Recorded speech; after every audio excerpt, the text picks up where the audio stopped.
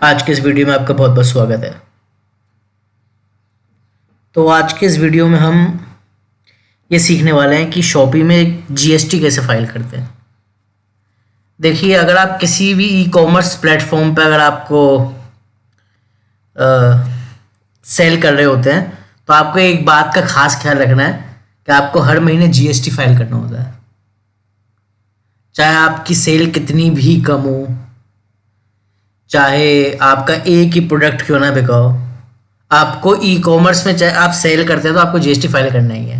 तो आज के इस वीडियो में हम शॉपी पे जीएसटी कैसे फाइल करते हैं मैं आपको वो सिखाने वाला हूँ। अच्छा, कुछ बातें ध्यान में रखनी है इससे पहले कि हम जीएसटी भरें। हमें जब भी जीएसटी भरना होता है ई कॉमर्स के काम के लिए, और हमें अगर B2C हमने सेल करी होती है, B2C का मतलब है बिजनेस टू कस्टमर, यानी कि जब हम सेलर्स कस्टमर्स को माल भेजते हैं, मतलब जो नॉर्मल होता है B2C, उसमें जब हमें सेल करते हैं तो उसका जीएसटी भरते हैं। आज हम वो भरना सीखेंगे। तो इसमें क्या होता है कि आपको जीएसटी R1 भरना होता है और जीएसटी 3 भी भरना होता है। जो जीएसटी R1 है उसकी लास्ट डेट है 11 तारीख, और जो जीएसटी 3 भी होता है उसकी होती है 20 तारीख। ठीक है, हम इसको पूरा डिटेल में अच्छे से समझेंगे कैसे भरना है। जो जीएसटी R1 में होता क्या है, किस स्टेट में हमारी कितने की सेल हुई है हमें वो शो करना होता है, और जीएसटी R3 में हमें ये करना होता है कि जो हमने सेल दिखाई है उसके बेसिस पर हमें जीएसटी पे करना होता है। ठीक है, तो अभी शायद सुनने में किसी को थोड़ा डिफिकल्ट लग रहा हो, लेकिन ये बिल्कुल होगा नहीं। मतलब आसान भी नहीं, इतना मुश्किल भी नहीं, लेकिन मैं आसान ऐसे दिखाऊंगा कि आपको आसान लगे, मतलब पूरी कोशिश करूंगा। तो देखिए, शॉपी में अगर आपको जीएसटी फाइल करना है तो आपको रिपोर्ट कहीं से डाउनलोड नहीं करनी है। शॉपी वाला आपको मेल भेज देते हैं। ठीक है, जो भी आपकी रजिस्टर्ड ईमेल आईडी होती है उस पर मेल भेज देते हैं और ये 2 अटैचमेंट्स भेजते हैं। ठीक है, आपको दोनों अटैचमेंट्स डाउनलोड कर लेनी है। ये वाली भी डाउनलोड कर लेनी है, मैं कर दे रहा हूँ, और ये वाली भी डाउनलोड कर देनी है। ठीक है, अब ये दोनों डाउनलोड मैंने कर ली। अब मैं आपको खोल के दिखाता हूँ कि क्या है और उसका कैसे इस्तेमाल होगा, ढंग से समझाऊंगा। ठीक है, मैं इसको भी खोल लेता हूँ और इसको भी। ठीक है, मैंने दोनों ओपन कर ली है, अभी हो रही है। तो एक तो ये है, ये है समरी, और एक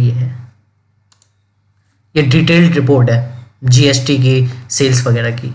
ठीक है, तो अब इस समरी में क्या है, ये समरी है, इसमें क्या चीज़ें बताई हुई हैं। इसमें ये चीज़ें बताई हुई हैं, एक तो हमारे किस स्टेट में कितने की सेल हुई है, हमें कितना जीएसटी का रेट कितना लगा है, जो ये लिखा हुआ है, कौन से स्टेट में कितने की सेल हुई है और उस पर जीएसटी कितना लगा हुआ है। ये जो ऊपर आप देख रहे हैं ये वो होती है कि आपके स्टेट में कितने की सेल हुई है। मेरे कहने का ये मतलब है, अगर आप दूसरे स्टेट्स में कुछ भी माल बेचते हैं अदर देन आपका स्टेट, आपके स्टेट के अलावा, मान लीजिए आप राजस्थान में रह रहे हैं और राजस्थान के अलावा आप किसी और स्टेट में माल बेच रहे हैं, तो उसके लिए आपको IGST पे करना होता है। और अगर आप खुद के स्टेट में बेच रहे हैं, यानी कि राजस्थान में बेच रहे हैं, तो इसके लिए आपको SGST और CGST पे करना होता है। तो ये अदर स्टेट्स की सेल और आपके खुद के स्टेट की सेल होगी यहाँ पे। ठीक है, यहाँ पर आपके इनवॉइसेस के नंबर बताए हैं, शुरू यहाँ से होगा इनवॉइस नंबर, लास्ट ये है। यहाँ पर टोटल नंबर ऑफ इनवॉइसेस बताए हैं। यहाँ ये बताया credit notes, total number of credit notes. Credit notes वो होते हैं जो आपको कितने रिटर्न, रिफंड और कैंसिलेशन आए उसके लिए होता है। ठीक है ना, अभी सब समझेंगे, चिंता की बात नहीं है। ये तो समरी ये थी। अब जो ये समरी आपने देखी, ये समरी जो देखी आपने, इस सब का कैलकुलेशन है, मतलब एडजस्ट करके दिखाई हुई है पूरी समरी। आप समझ रहे हैं, मतलब अमेजोन फ्लिपकार्ट में तो आपको समरी ऐसे बनानी पड़ती है, लेकिन शॉपी की एक खास बात है कि आपको ये समरी इन्होंने बना कर दे दी है पूरी बाकायदा। अच्छा, एक बात याद रखिए, इस समरी में आपको देखिए, ये जो समरी है इसमें 2 स्टेट्स ऐसे हैं जिसमें आपकी टैक्सेबल अमाउंट माइनस में है। जैसे कि त्रिपुरा में देखिए -268, ये माइनस में है, और जो ये झारखंड है ये माइनस में है, -355। तो इस माइनस वालों का क्या करेंगे, तो इस माइनस वालों को हमें क्रेडिट नोट इशू करना है, जो कि मैं दिखाऊंगा, ठीक है। और एक और चीज़ में ध्यान देने वाली बात है, बहुत क्या ध्यान देने वाली बात है, जैसे ये महाराष्ट्र है, महाराष्ट्र पे दिखाया हुआ है 1049.11 रुपीज़ की सेल हुई है, ठीक है, दिखाया हुआ महाराष्ट्र पे, मेरे कर्सर को देखिए।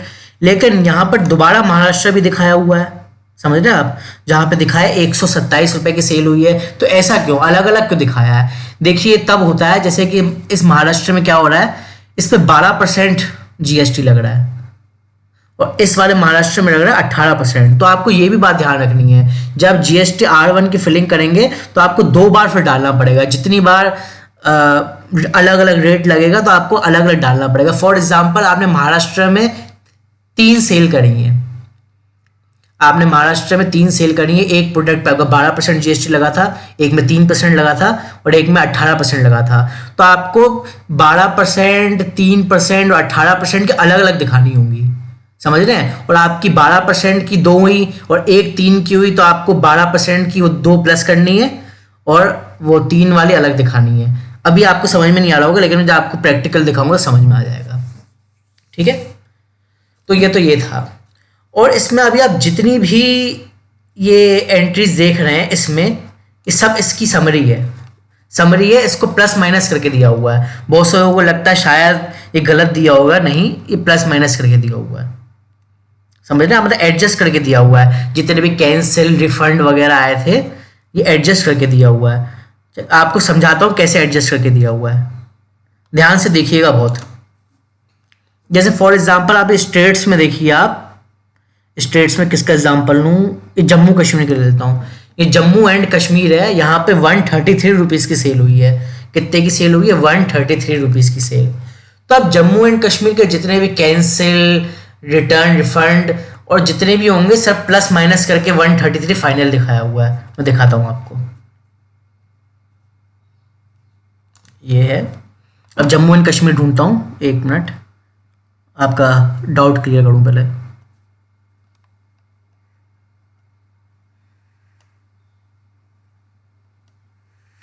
ये रहा भाई जम्मू एंड कश्मीर, यहाँ पर कितने की सेल बताइए? 133 रुपीज़ की। ये जो ए बी वाला कॉलम होगा ना, ये इसका नाम होगा टैक्सेबल अमाउंट R।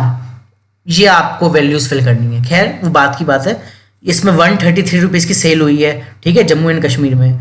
फिर इसके बाद अभी आप देखिएगा, जम्मू एंड कश्मीर में 446 की सेल हुई है, लेकिन फिर जो है 446 की सेल हुई थी, ये वापस भी आ गई, समझ रहे हैं। तो 3 सेल हुई, 3 ट्रांजैक्शन दिखाएं जम्मू एंड कश्मीर के, एक 133 के, एक 446 का और एक 446 का।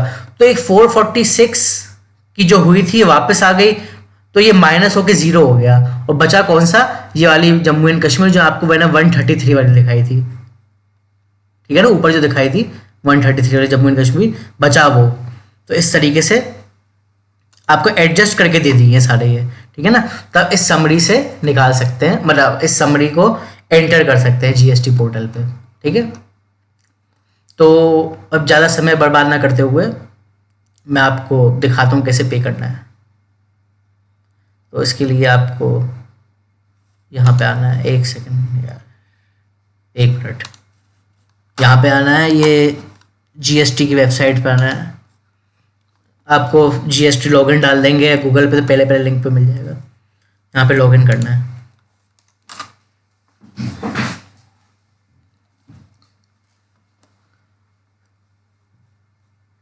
यहाँ पे अपनी लॉगिन आईडी डाल देंगे, मैं डाल देता हूँ लॉगिन आईडी। यहाँ पे डालेंगे पासवर्ड,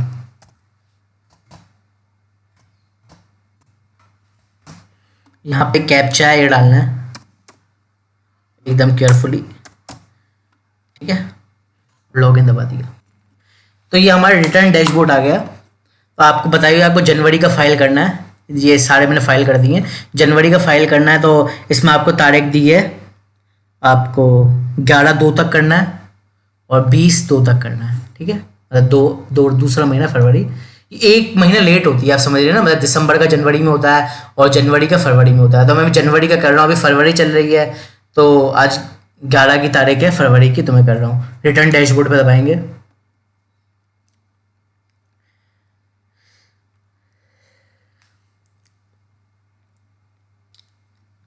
अभी ये लोड हो रहा है, थोड़ा वेट करना पड़ेगा।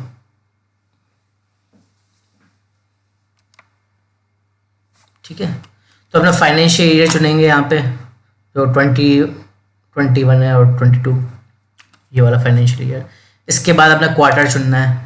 मेरा क्वार्टर ये वाला है, क्योंकि मैं जनवरी का करने वाला हूँ ना। मंथ चुनना है, कौन से मंथ का जीएसटी पे कर रहे हैं। भाई हम जनवरी का पे कर रहे हैं, तो जनवरी चुनेंगे। ठीक है, और सर्च दबा देंगे। ये रहा भाई सर्च।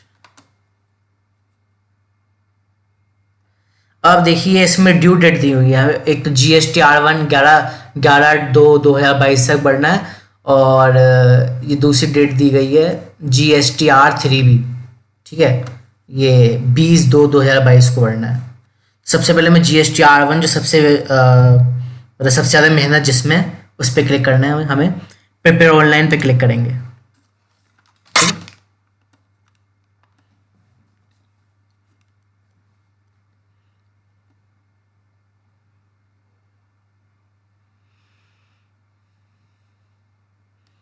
आज वेबसाइट काफ़ी स्लो चल रही है, लग रहा है ट्रैफिक बहुत है आज। लास्ट डेट है ना आज जीएसटी R1 फाइल करने की, यही वजह हो सकती है मेरे ख्याल से। तो ये हम आ गए इस तरीके से, हमारा डैशबोर्ड खुल गया। डैशबोर्ड खुल गया, उसके बाद हमें ये दो चीज़ें फाइल करनी है। एक तो B2C अदर्स, और ये डेबिट और क्रेडिट नोट। अगर आपके किसी स्टेट में नेगेटिव में आई है सेल, जैसे मेरी त्रिपुरा और झारखंड में आई है, ठीक है ना, तो आपको ये फाइल करना है इसके साथ। सबसे पहले हम B2C अदर्स करेंगे। B2C अदर्स पे क्लिक करें, 7 नंबर वाले पे। अभी ओपन होगा, और यहाँ पर आपको दबाना ऐड रिकॉर्ड्स। ठीक है, अभी ऐड रिकॉर्ड्स कैसे करने हैं मैं आपको करके दिखाता हूँ। तो अब यहाँ पर हम समरी से लेंगे। समरी यहाँ पर है, 1 मिनट। ये अब सबसे पहले हम यहाँ आंध्र प्रदेश से शुरुआत कर रहे हैं। ठीक है, पहली वाली एंट्री करेंगे, देख रहे हैं सबसे नंबर 1 वाली। तो हम जाएंगे इस पे, स्टेट यहाँ पे चुनेंगे। POS मतलब स्टेट कौन सा, इस पे मैंने चुना Andhra Pradesh. Taxable value, taxable value जो ये है कितनी है, 221 रुपये टैक्सेबल वैल्यू। ठीक है, तो ये हो गई 221 रुपये टैक्सेबल वैल्यू। इंटरेस्ट रेट यहाँ पे अपने आप लिखा आएगा बाय डिफॉल्ट। रेट आपको कितना जीएसटी इस पे लगा था, रेट इस पे 12% लगा था, जैसा कि आपने अभी देखा, ये आ गया भाई 12%। ठीक है, और इस पर टोटल टैक्स कैलकुलेटेड आ गया। ठीक है, इसके बाद आपने ये सब एंट्रियाँ कर दी। अब आप दबा देंगे सेव।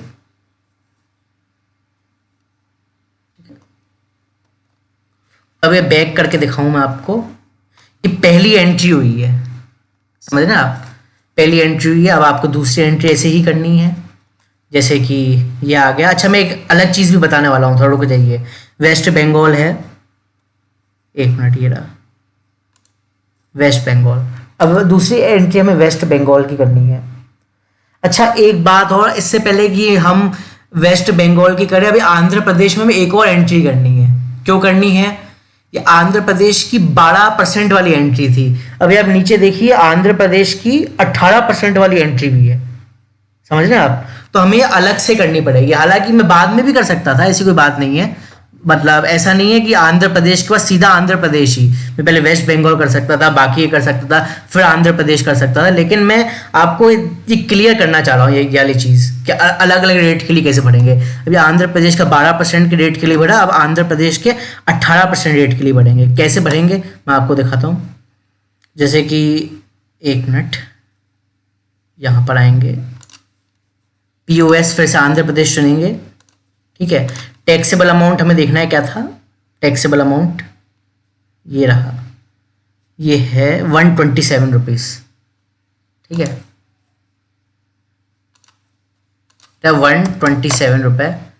अब इसमें जीएसटी का रेट 12% या 18% लगा था, तो 18 डालेंगे और इस तरीके से सेव कर देंगे। ठीक है, और फिर बैक जाके देखें। अब देखिए आंध्र प्रदेश के 2 हो गए, एक तो जिस पर 18% लगा है जीएसटी, और एक जिस पे लगा है 12% जीएसटी। तो आपको ध्यान रखना होगा, अगर 3% लगेगा तो उसकी भी अलग करनी पड़ेगी। समझ रहे हैं ना आप मेरी बात को। मैं क्या कह रहा हूँ समझ ही गए होंगे आप।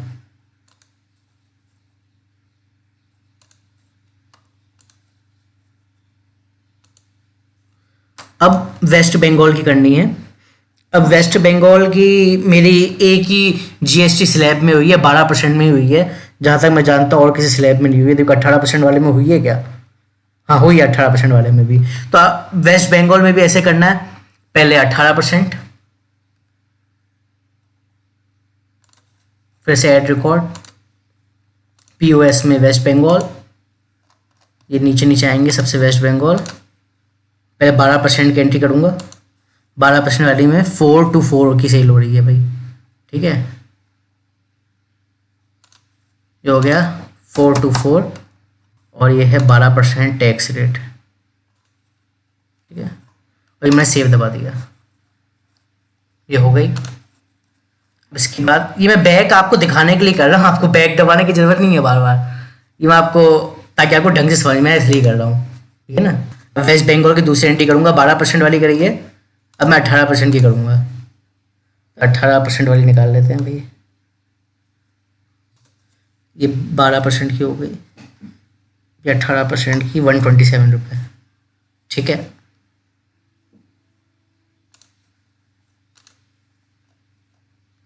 वेस्ट बंगाल 127 रुपये, ये है 18% इस पर, ये हो गया सेव। अब मेरे कहने का ये मतलब था, जैसे आपने सेव कर दी ना, तो आप दूसरी एंट्री फिर दोबारा से, जैसे ये लिखा आ जाए रिक्वेस्ट एक्सेप्ट सक्सेसफुली, तो दूसरी एंट्री फिर दोबारा से यहीं से कर सकते हैं। ये मतलब बैक तो आपको एक दिखाने के लिए कर रहा था मैं, ये समझ रहे ना आप। जैसे वेस्ट बंगाल की 12-18% वाली, आंध्र प्रदेश की 12-18% वाली, और इसी तरीके से आपको बाकी की एंट्री करनी है। अब बहुत सी जैसे ये हो गया, अभी हमने आंध्र प्रदेश और वेस्ट बंगाल में तो देखा जैसे कि दोनों जीएसटी रेट पड़ रहे थे, अब बहुत सी में ऐसे हो कि दोनों जीएसटी रेट नहीं पड़ेंगे। अब समझ रहे मैं क्या कहना चाह रहा हूँ, दोनों जीएसटी रेट नहीं पड़ेंगे, इससे मेरा मतलब है जैसे कि ये तीसरी सिलसिला उत्तराखंड की है, ये उत्तराखंड में 12% रेट लग रहा है, लेकिन क्या 18% में भी कोई उत्तराखंड की है कोई एंट्री? नहीं है मेरे हिसाब से। राजस्थान, अरुणाचल प्रदेश, आंध्र प्रदेश, बिहार, छत्तीसगढ़, झारखंड, महाराष्ट्र, उड़ीसा, वेस्ट बंगाल नहीं है, ठीक है। तो ऐसे में सिर्फ आपको उत्तराखंड की एक एंट्री करनी है, जो मैं करके दिखाता हूँ। ये किया, एड रिकॉर्ड्स किया, पीओएस में डाला, ये उत्तराखंड चुना, ये आ गया उत्तराखंड। टोटल टैक्सेबल वैल्यू कितनी है उत्तराखंड की? उत्तराखंड की टैक्सेबल वैल्यू 178, तो 178 जीएसटी कितना लगा है? जीएसटी लगा है 12%, और सेव दबा दिया, और सेव दबा दिया, तो ये हो गई इसकी एंट्री। ऐसे रिक्वेस्ट एक्सेप्ट सक्सेसफुली। आपको सारी की सारी एंट्रियां ऐसे करनी है जैसे कि मैंने बताई, जिसमें अलग अलग रेट लग रहा है, मतलब जिसमें जीएसटी का रेट अलग अलग लगना है उनके अलग से करनी है, और जिस पे सिर्फ एक ही रेट लग रहा है, जैसे कि उत्तराखंड के केस में सिर्फ एक 12% ही लग रहा है, तो आपको सिर्फ एक ही करनी है उस स्टेट की, ठीक है। अच्छा, अब ये जो है सारी एंट्री ऐसे करनी है, बस जो माइनस वाली है ना, जैसे त्रिपुरा माइनस वाली है, और ये जो झारखंड वाली है ये माइनस की है, ये वाली नहीं सॉरी, एक तो ये त्रिपुरा माइनस की है और ये झारखंड वाली माइनस की है, इनकी एंट्री नहीं करनी है। हालांकि ये वाली झारखंड की है, इसकी तो करनी है, नहीं ये भी जीरो है सॉरी, इसकी भी नहीं करनी है। तो जो माइनस में है, जीरो है, इनकी नहीं करनी है, ठीक है ना। बाकी सबकी करनी है, सबकी करनी है, मतलब ये माइनस वाली नहीं, जीरो वाली नहीं, बाकी सबकी, जैसे कि मैंने आपको दिखाया। जैसे राजस्थान में भी जीरो है ना, तो यहाँ पे भी नहीं करना है, इसको भी एक्सक्लूड कर देना है। तो अब ये है, मैं इसको बहुत सारी एंट्रियां करने में तो बहुत लंबा वीडियो बन जाएगा, तो अभी मैं वीडियो को पॉज कर रहा हूँ, सारी एंट्रियां करके फिर मैं आपसे मिलता हूँ, ठीक है। पॉज कर लेता हूँ, 1 मिनट।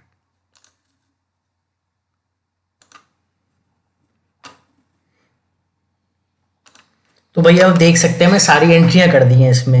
एक ये पेज है, एक ये पेज है, और एक ये पेज है।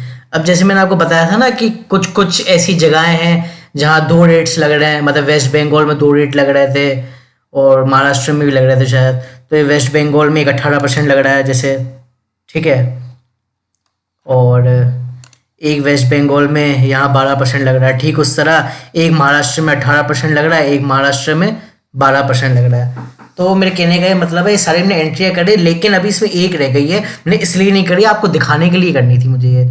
अब मैंने ये सारी नीचे वाली तो कर ली, लेकिन एक एंट्री होती है जो अपने स्टेट में करनी होती है, जिसमें हमें सरकार को SGST और CGST पे करना होता है। ये वो ऊपर वाली होती है, वो मैं आपको करके दिखाता हूँ कैसे, मतलब ठीक है। तो मुझे ये 12% वाली करनी है, 801 रुपये। अब ये अपने स्टेट की एंट्री होती है, समझ रहे हैं आप, अपने स्टेट की। मैं आपको बताता हूँ कैसे। मैं ऐड रिकॉर्ड्स पे दबाऊंगा। अब मैं उत्तर प्रदेश में रहता हूँ, तो POS स्टेट्स, इस स्टेट्स में से चुनूंगा उत्तर प्रदेश। जब उत्तर प्रदेश चुनेंगे तो यहाँ पे इंटरेस्ट रेट लिखा जाएगा, और यहाँ पे रेट आप चुनेंगे, जैसे यहाँ 12% लग रहा था शायद, 801 रुपये की सेल है, ठीक है, 801 रुपये की सेल है, और 12% लग रहा है, हाँ ठीक है, 800 रुपये से 12%, तो ये वाला टैक्स और ये वाला टैक्स लग रहा है, ठीक है ना। तो ये अपने स्टेट की होती है, इसमें दो तरीके के टैक्स पे करना होता है, ये वाला और ये वाला। तो सेव कर दिया मैंने, ठीक है। एक सेकंड लैपटॉप चार्जर पे लगा लो, नहीं तो वीडियो आधे में कट जाएगी और सारी मेहनत बेकार हो जाएगी। 1 मिनट।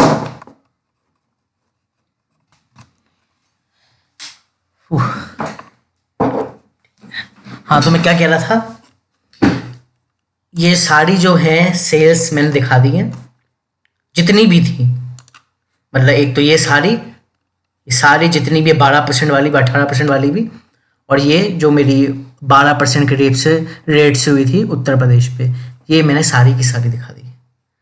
अब ये GST R1 की एंट्री हो गई। एक बार आप चाहें तो क्रॉस चेक भी कर सकते हैं, मतलब अपने उससे मिला सकते हैं, समरी से, रिपोर्ट से। और अगर कोई गलती हो तो आप एडिट दबा सकते हैं, एडिट दबा देंगे तो गलती हो जाएगी, और आपको डिलीट करना चाहते हैं तो इसको दबा के हो जाएगा, ठीक है। मैंने सारी चेक भी कर ली थी, तो ये बिल्कुल सही है सारी की सारी। अब जो मैंने ये सारी एंट्रियां कर दी, इसके बाद मैं दबाऊंगा बैक, ठीक है। अब बैक दबाने के बाद यहाँ पे ये दिखाने की 26 एंट्रियां इस वक्त हो गई हैं, 26 एंट्रियां हो गई हैं। अब इसके बाद हमें क्या करना है, इसके बाद हमें यहाँ पे क्लिक करना है, क्रेडिट डेबिट नोट्स अनरजिस्टर्ड। अब ये क्या है क्रेडिट डेबिट नोट अनरजिस्टर्ड, जैसे कि मैंने आपको बताया, इसमें दो स्टेट्स ऐसे हैं जिसकी सेल माइनस में है, जीरो वालों की बात नहीं कर रहा, इसकी माइनस में है। एक तो त्रिपुरा की माइनस में है, -268, और है एक है झारखंड, मेरे ख्याल से ये रही झारखंड की 12% के रेट पे, ये 355। हमें इसके क्रेडिट नोट्स बनाने हैं, ठीक है। अब कैसे बनाएंगे, यहाँ पे हम जाएंगे, क्रेडिट डेबिट नोट्स अनरजिस्टर्ड पे जाएंगे, रजिस्टर्ड वाले पे नहीं, अनरजिस्टर्ड पे। ये अनरजिस्टर्ड पे तब जाते हैं जब हम कस्टमर को भेजते हैं, समझ रहे ना, B2C बिजनेस में दिखाते हैं। तो इस पर क्लिक करेंगे, यहाँ पे दबाएंगे ऐड रिकॉर्ड्स, ठीक है। तो यहाँ पे रखेंगे B2CL, ऐसे ही रहेगा। इसके बाद ये पूछ रहे हैं डेबिट और क्रेडिट नोट नंबर, हालांकि हमें तो क्रेडिट नोट करने हैं इशू, तो हमें क्रेडिट नोट नंबर चाहिए होगा इस केस में। अब हमें क्रेडिट नोट नंबर कहाँ से मिलेगा शॉपिंग में, अब आपको दिखाता हूँ मैं। जैसे मैं आपको दो दिखाई थी ना, एक तो समरी वाली रिपोर्ट थी, एक ये वाली रिपोर्ट थी जो बहुत ज़्यादा भरी हुई थी, तो हमें यहाँ से मिलेगा डेबिट क्रेडिट नोट नंबर। अब कैसे मिलेगा मैं दिखाता हूँ आपको। सबसे पहले त्रिपुरा, हमें त्रिपुरा में इशू करना है ना क्रेडिट नोट, त्रिपुरा का, तो हमें त्रिपुरा ढूंढना है। यहाँ पे त्रिपुरा कौन से नंबर पे है, ये रहा भाई त्रिपुरा हमारा, ये है 5th नंबर पे त्रिपुरा, ठीक है। तो इसमें क्या क्या पूछ रहे हैं हमें, वो फिल कर देना है। अब फिल करते हैं, क्या क्या पूछ रहे हैं। सबसे पहले कह रहे हैं ये कि डेबिट क्रेडिट नोट का नंबर फिल करो। नंबर मैं बताता हूँ कहाँ पे होता है, ये रहा भाई, ये देख रहे हैं आप, क्रेडिट नोट का नंबर, ये वाली लाइन, आर वाली लाइन, ये होता है। तो हम इसको क्या कर लेंगे, कॉपी पेस्ट कर लेंगे, ठीक है। 1 minute, wait a minute,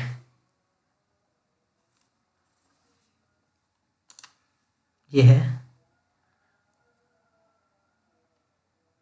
sorry ये इनवॉइस नंबर है, ये रहा क्रेडिट नोट नंबर, हाँ ये क्रेडिट नोट नंबर आर वाला, वो मैं गलती से बताया आर था, टी पे चला गया। क्रेडिट नोट नंबर ये रहा 5 नंबर का, त्रिपुरा का, ये है जो, इसको मैं 1 मिनट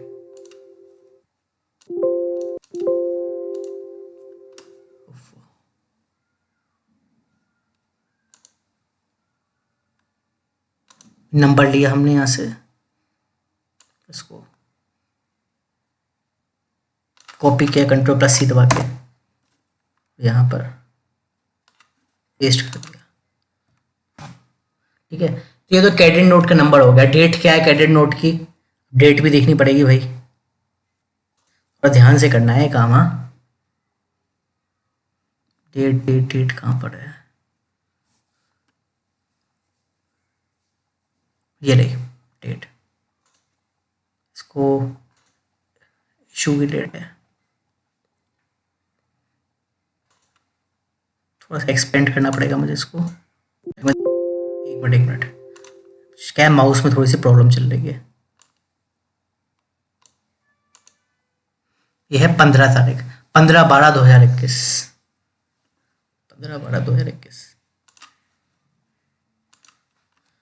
15/12/2021। ठीक है, पिछले महीने का क्रेडिट नोट भी दिखाना पड़ रहा है, ऐसा भी करना पड़ता है। Type of note credit, POS था ये त्रिपुरा, तो ये त्रिपुरा आ गया भाई। ठीक है, नेट वैल्यू, कितने की वैल्यू है इस क्रेडिट नोट की, तो हमने अभी ये डाल लिया, क्रेडिट नोट नंबर डाल लिया, डेबिट क्रेडिट नोट की डेट डाल लिया, वैल्यू देखनी है भाई। देखो मतलब इसमें भी काफ़ी कुछ चीज़ें देखनी पड़ती हैं। त्रिपुरा वाला था ना, ये रहा भाई, डेट ले ली हमने, हमने क्रेडिट नोट का नंबर ले लिया। ठीक है, अब ये वाला होता है अमाउंट, ठीक है ना, टैक्सेबल वाला 267.86, 267.86। अरे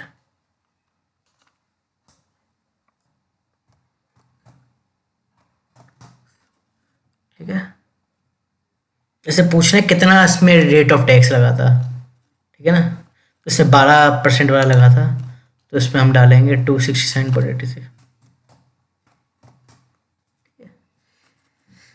ये हो गया, सब डाल दिया, अब सेव दबा देना। ये तो हो गया भाई पहला, ये एक क्रेडिट नोट डला है अभी, समझ गया, बैक करके दिखाता हूँ मैं आपको, ये एक डला है अभी।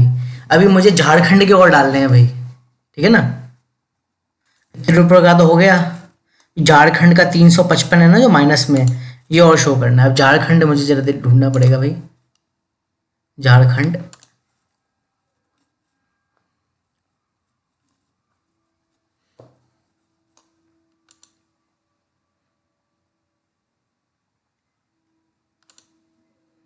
ये रहे भाई दोनों झारखंड के, ये रहे, ये भी मुझे मिल गए।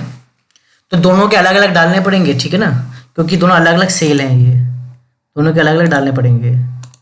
अब देख सकते हैं इनवॉइस भी अलग है, 54 एंड में 57 है, उनके क्रेडिट नोट नंबर भी अलग होंगे, ठीक है ना। तो झारखंड का पहला डालता हूँ मैं, एक मिनट, यहाँ फिर से ऐड दबाऊंगा, यहाँ पे डेबिट क्रेडिट और नंबर लेंगे, जैसे कि मैंने आपको पहले बताया था कैसे लेना है। अब वैसे देख लीजिए, ये रहा भाई credit note number,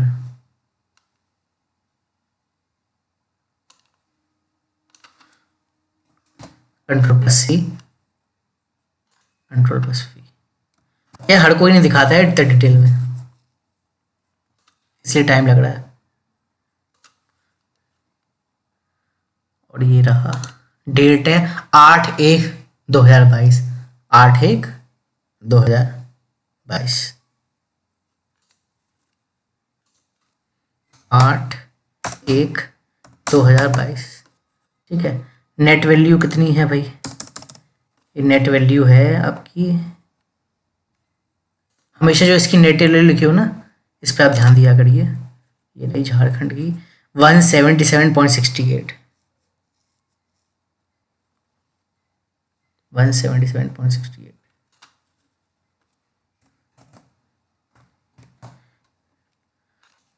note type credit note, POS Jharkhand, तो झारखंड का अभी ढूंढता हूँ,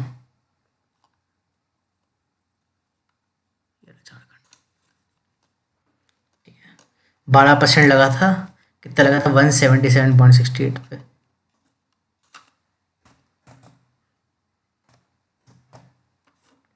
सेव, अभी झारखंड का ऐसा एक और ऑर्डर आया था, इसी चीज का आया था, समझ रहे ना आप, मतलब 177.68 वाली चीज का ही दिखाता हूँ मैं भी आपको। ये रहा भाई, इसी झारखंड के नीचे आ गया 177.68, जिसका इनवॉइस नंबर अलग है और एक क्रेडिट नोट नंबर भी अलग है। अब उसकी एंट्री करनी है हमें, आपको भी ऐसे ही करनी पड़ेगी, अलग अलग है तो। ऐड रिकॉर्ड पे फिर से क्लिक करेंगे, अब B2CL ही रहेगा। क्रेडिट नोट नंबर करते हैं, 1 मिनट। ये रहा क्रेडिट नोट नंबर, तो ये वाला था, ये वाले की पारी है।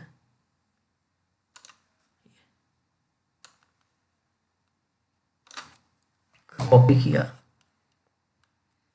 और पेस्ट कर दिया, ठीक है। डेट क्या है, डेट ये रही भाई, इसकी डेट है 14/1/2022। पहले वाले की 8/1/2022 थी ना, इसकी 14/1/2022 है। 14/1/2022, ठीक है। नेट वैल्यू उसकी वही है, वही वाला प्रोडक्ट है, मतलब इस वजह से नेट वैल्यू एक है। जरूरी नहीं है कि आपकी भी एक हो, ये तो इसलिए प्रोडक्ट, वो तो खैर आपको समझ में आ ही रहा होगा क्या कहना चाह रहा हूँ मैं, चीज दोनों एक थी तो। नोट टाइप क्रेडिट नोट फिर से US, फिर से झारखंड का ही है ये। और ऐसे आपके जितने होंगे आप करते जाएंगे, ठीक है ना। और आपके रेट भी अलग होगी, तो अलग अलग पे आपको दिखाना पड़ेगा। वो तो समझ ही गए होंगे मैं क्या कह रहा हूँ, यहाँ तक आप आ गए हैं, समझ में आ ही गया होगा मैं कहना क्या चाह रहा हूँ। सेव। तो भाई हमारे ये 3 क्रेडिट नोट थे, एक तो त्रिपुरा का था और झारखंड के, दोनों मिला के 355 कुछ बैठते हैं। बैक कर देंगे आप, तो ये 3 क्रेडिट नोट हो गए और ये 26 एंट्री हो गई B2C की। अब इसके बाद आपको क्या करना है, इन सबको ये दबाना है आपको, जनरेट GST-R1 समरी, ठीक है। फिर इस तरीके से लिखा आ जाएगा, 1 मिनट, अभी सबमिट का ऑप्शन नहीं आया, रिफ्रेश करना पड़ेगा। हाँ हो गया, ठीक है। आई एक्नॉलेज वाले इस पे जनरेट करेंगे, फिर सबमिट का बटन आएगा, सबमिट का बटन दबाएंगे, ठीक है। फिर प्रोसीड करेंगे, ठीक है। तो ये प्रोसीड हो गई। अब इसके बाद ये फाइल रिटर्न वाला बटन आएगा ना, अभी आपको उसके लिए शायद रिलोड करना पड़ेगा दोबारा से। ये आ गया, ये रहा, ठीक है। फाइल रिटर्न, बस ये फाइल रिटर्न दबाएंगे। देखिए मेहनत लगी, लेकिन हो गया ना काम आसानी से, वही कहना चाह रहा था मैं। यहाँ पे टिक दबाएंगे, यहाँ पे सिग्नेचर चुनेंगे अपनी, यहाँ पे फाइल विद EVC पे क्लिक करेंगे। ये तो कंपनीज वगैरह के लिए होता है, ये इंडिविजुअल पर्सन के लिए पता ना, फाइल विद EVC। अब आपका जो भी ईमेल रजिस्टर्ड होगा GST से और मोबाइल नंबर रजिस्टर्ड होगा, उस पर आपको वो भेज रहे हैं ये OTP, ठीक है। तो आप ये OTP को बड़े ध्यान से इसमें डाल दें और वेरीफाई दबा देंगे। डाल के मैं OTP डाल देता हूँ, मुझे ईमेल पे आ गया, एक मिनट ईमेल खोल के देख रहा हूँ, फ़ोन पे खोल के देख रहा हूँ, 1 मिनट। हाँ ओके, 22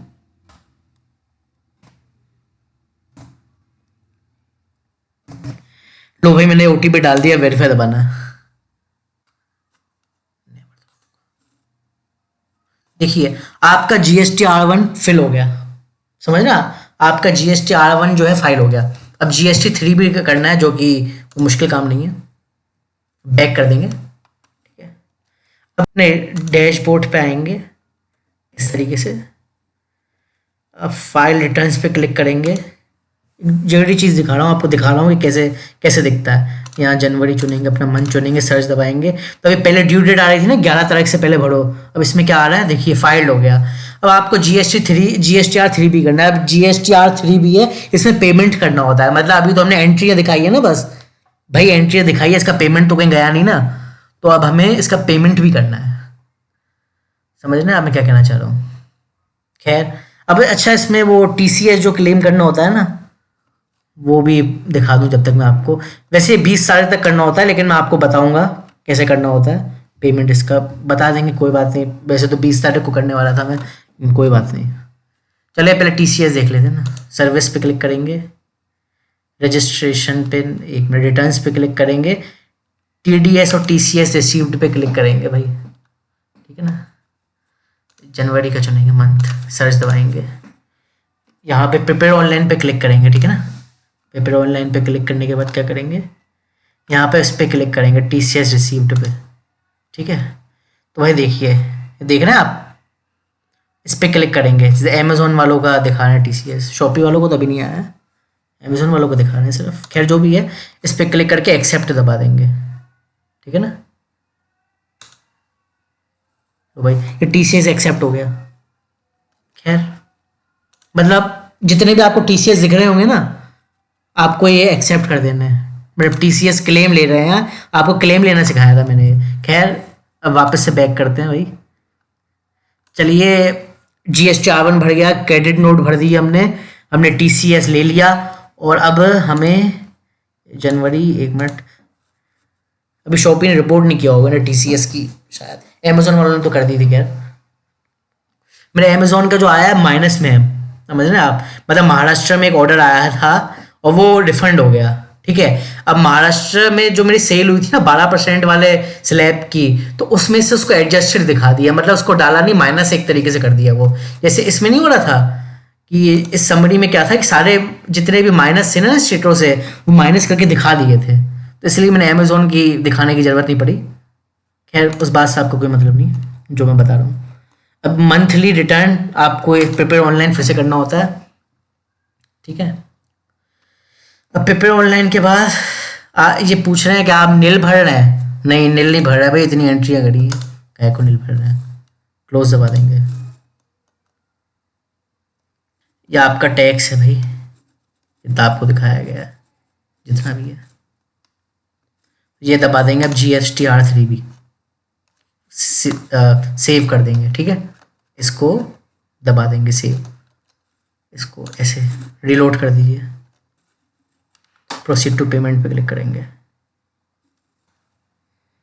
यहाँ करेंगे या तो क्रिएट चालान दबाएंगे या make payment post credit ledger, इस पर क्लिक करेंगे, यहाँ यस दबाएंगे क्योंकि यहाँ इनसफिशिएंट फंड तो है नहीं लेजर में। अब ये कह रहे हैं, देखिए ये 1061 का जो है ये GST भरना है। आपके पास ऑप्शन है कि आप ई पेमेंट करें, ठीक है ना, या आप ओवर द काउंटर फॉर्म से करें, या आप NEFT या RTGS से करें। मैं इससे करता हूँ क्योंकि जो मैं ऑनलाइन पेमेंट इसलिए नहीं करता क्योंकि जो मेरा बैंक का जो वो है पासवर्ड है, जो वो किसी कारणवश ब्लॉक हो गया है, कुछ प्रॉब्लम आ गई है और अभी कुछ समय से बैंक जाने का समय नहीं मिल पाया, तो मैं ऑफलाइन करता हूँ। ऑफलाइन में ये चुन लेता हूँ मैं NEFT RTGS, और आपको भी ऑफलाइन करना तो यही चुनने। वैसे तो ओवर काउंटर से भी कर सकते हैं, लेकिन ओवर काउंटर क्या है बैंक वाले समझ नहीं पाएंगे, तो आप इसी से करिए, कहेंगे कि नहीं आप गलत चीज़ लाए हैं। खैर हम लोग बैंक चुन लेंगे और जनरेट चालान पे क्लिक करेंगे इस तरीके से, ठीक है। इसके बाद आपको डाउनलोड ये करना है, आपके डॉक्यूमेंट चालान डाउनलोड हो गया, फिर आप इस चालान को फिल कर लेंगे और बैंक में सबमिट कर देंगे, ठीक है ना। अपनी डिटेल्स फिल करेंगे और कर देंगे, बस आपका हो गया इस तरीके से। जब आप इसको भी फाइल कर देंगे तो आपका GST R3 भी हो जाएगा। अगर आप ऑनलाइन पेमेंट करना चाहते हो तो ऑनलाइन करें, जिस तरीके से मैंने दिखाया आप जिस तरीके से करें, ठीक है। बस इतना ही था GST में जितना आपको सीखना था। उम्मीद करता हूँ कोई वीडियो पसंद आया होगा, काफ़ी मेहनत लगी इसमें। Thank you.